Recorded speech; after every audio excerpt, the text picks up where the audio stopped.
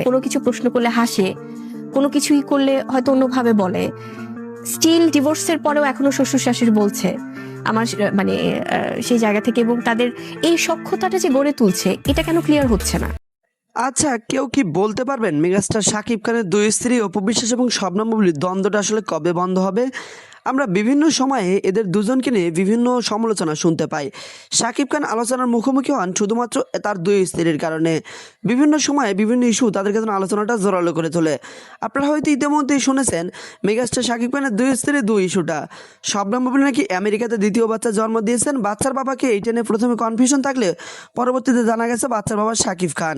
আর তার প্রথম স্ত্রী অপু বিশ্বাস দ্বিতীয় বিয়ে করার জন্য সব কিছু প্ল্যান প্রোগ্রাম নাকি করে ফেলেছেন।